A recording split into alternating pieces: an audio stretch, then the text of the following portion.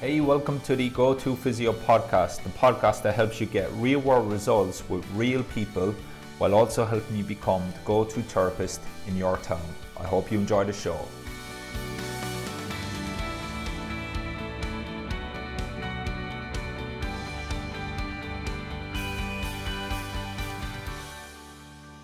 Hey, welcome to episode number 6 of the Go To Physio podcast. My name is Dave O'Sullivan, and in today's episode, we're going to now take a step back again, and we're going to actually show you how to apply what we've talked about in the previous episode, especially about patient expectations, and more importantly, how to design the treatment plan after the initial assessment. So one of the big things that, after mentoring well over 275 therapists now all over the world, from pro sport to private practice, is one of the biggest things initially, when I chat to therapists to make sure that they're a good fit to work with us is a lot of therapists, they just plow through the initial assessment and they just kind of get straight into, treatment. So they'll go through the assessment, give a vague kind of explanation of what the thing's happening, and then just plow into the hands-on treatment. And I think that can be a big pitfall in that we don't have genuine clarity in where we're trying to get this patient from, which is here in the here and now, to where they actually want to get to. And that's what I want to dissect in today's episode and talk about the importance of that, but also how to actually do it. So after the subjective assessment, in module 1 in the Go-To Therapist Mentorship, we spend a lot of time on asking the right questions to elicit the right information.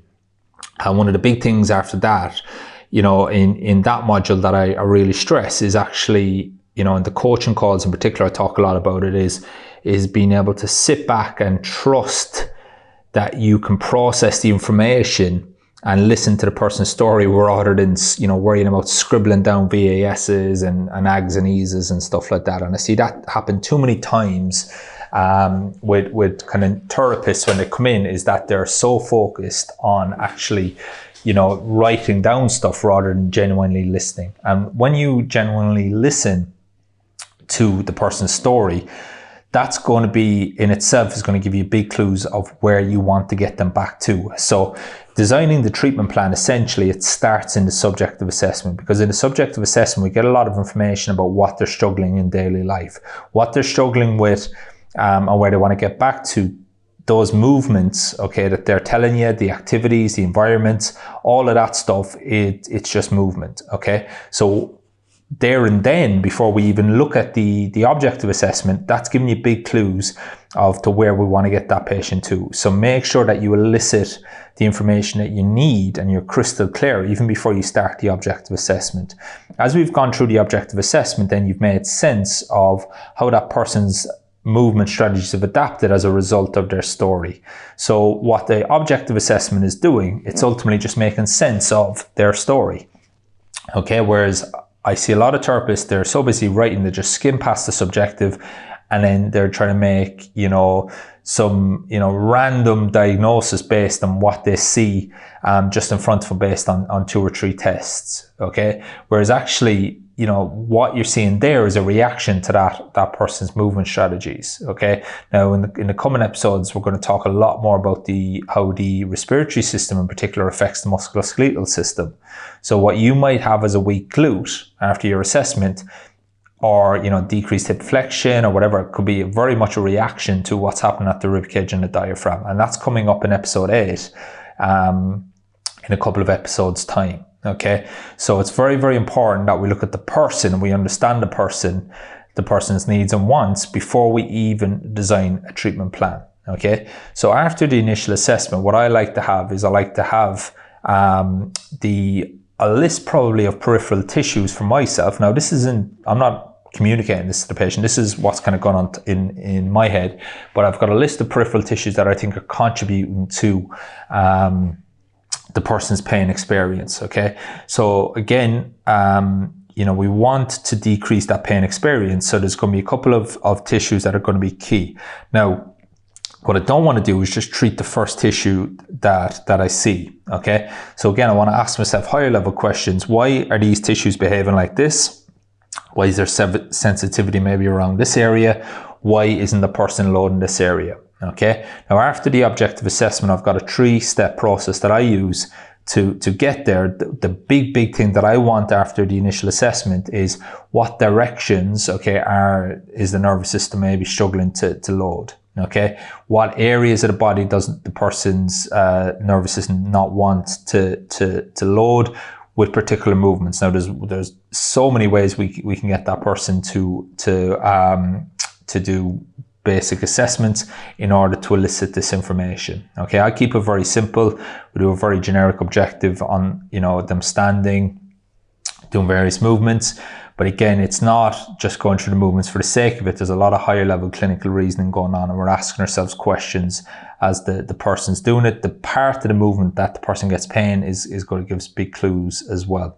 After that, when they jump on the bed, we get an idea of some peripheral tissues that may have some protective tone, that the nervous system has bogged down, which is presented as decreased range of motion or whatever that is, okay, that you're seeing on the bed, or pain, or etc. The directions of loading, we've got ways to do that through coordinative testing. And again, the directions are going to be the big thing for me. So again, for the vast majority of people, it's going to be some, movements in terms of a squat, a lunge, a push, or a pull. That's everyday life. What we need to do is we need to break down the directions that maybe aren't doing their jobs great. So that's maybe causing other areas of the body to maybe, or other muscles or other tissues to maybe do a little bit more work than they would like to. Okay, so after the initial assessment, internally in my head, I've got the peripheral tissues that I'm going after, that I think are the kind of the higher level tissues, so to speak, that I think are contributing the most towards this pain experience. But I also have the directions of loading that I want to give back the body an ability to tolerate load too, okay, which will then hopefully desensitize or deload, if you will, the painful tissues. Now, the big thing with that, obviously, is that needs to make sense from that person's story. But not only that, how we do that, that's going to be essential, that we integrate these movements into, or integrate loading these tissues into movements that are specific to helping that person be successful in the real world. So before we even design the treatment plan, okay, we need to know what the end goal is for the patient. What do they want to get back to? Okay, because if you don't know the end goal, then, how are you going to take that first step and know that you're going in the right direction? Hey, I hope you're enjoying today's show. For more clinical content and tips to help you implement this content in the real world, please visit thegotofysio.com for more information, including my 6-step patient adherence checklist, which you can download for free. And also there's more blog content that helps you implement this stuff in the real world. You'll also find links to my YouTube show, the Go To Physio Show, as well as lots of more information to help you become the go-to therapist, helping real patients get real results in the real world. Okay, it's like me being, let's go back to Ireland, okay, me being in Dublin and I'm trying to get to Cork, okay? Well, I could easily get into the car and start driving. I could end up in Belfast. Okay. So again, you need to know where the end goal is before you take that first step to know that you're going in the right direction. And ultimately, from sessions 1, 2, 3, 4, 5, and 6, or up to 10 or 12 or whatever, amount of sessions you're going to need, depending on the patient and the presentation. Each session should be just a progression, ultimately in greater exposure, in getting that person to be able to tolerate the levels of load and the speed of movement that they need to be able to do in real life, whether that's sprinting, changing direction, tackling for a professional athlete, whether that's, being able to garden for an hour and lift a kettle and lift something above their head to put into the cupboard. If that's a private practice patient, a non-sporting patient, that's fine.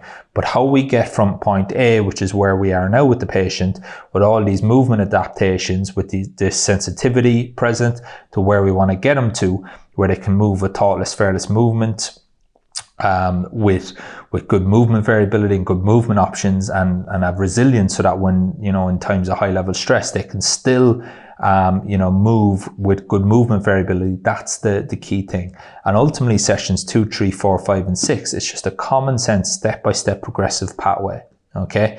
So again, the biggest thing for designing your treatment plan has to be, where are you going to? Where do you want to get them back to? And then I personally prefer designing the last session and then working backwards from that. Okay, so what do I need to be able to do before they can garden for an hour? What do I need to be able to do before that? What do I need to be able to do before that? What do I need to be able to do before that?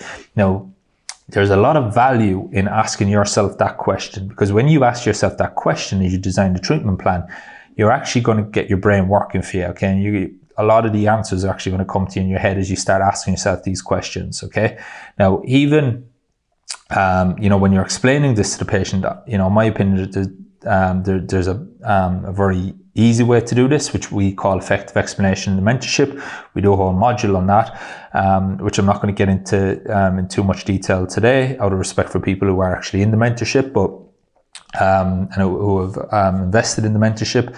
But in a nutshell, what the person needs to be able to understand is basically the plan, okay? And that's all they want to know ultimately, is that there's a plan in place, okay? And they want to know why they're doing these exercises. Why are they of value to them as a person, not just to get their back strong or get their glutes strong, but at them as a human being, and how this is going to help them get back to where they want to be, okay? So that process always starts at the end. Okay, where do I want to get them back to? And then the second last session, if you will, okay, or your second last progression is just, it's a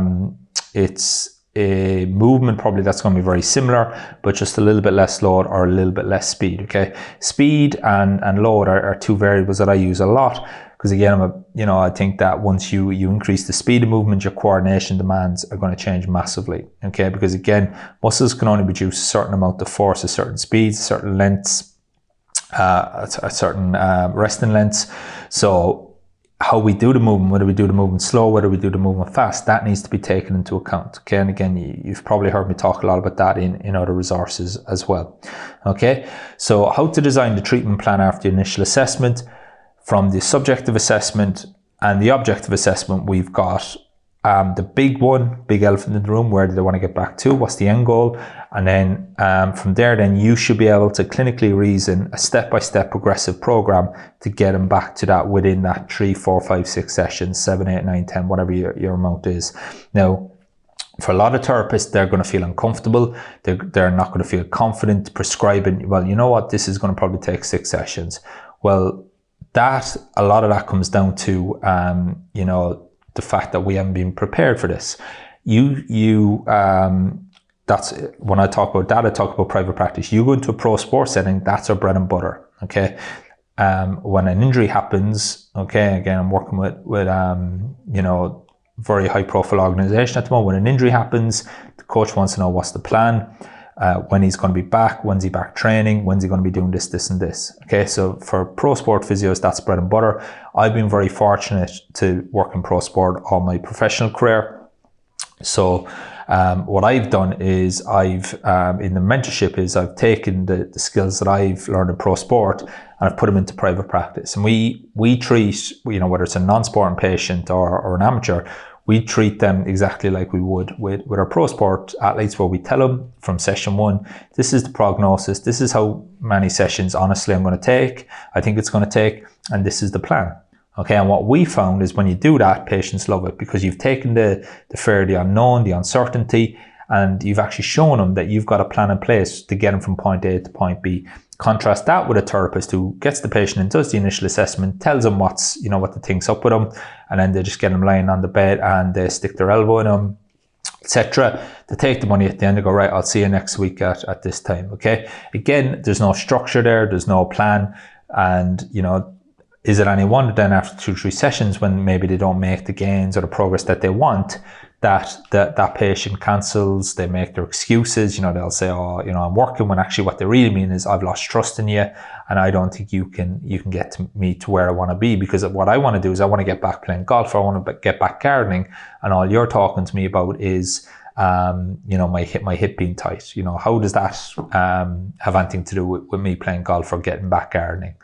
Okay, so again, that it's a very, very important point, and it's something, I would urge you to go back to the previous podcast where we set expectations.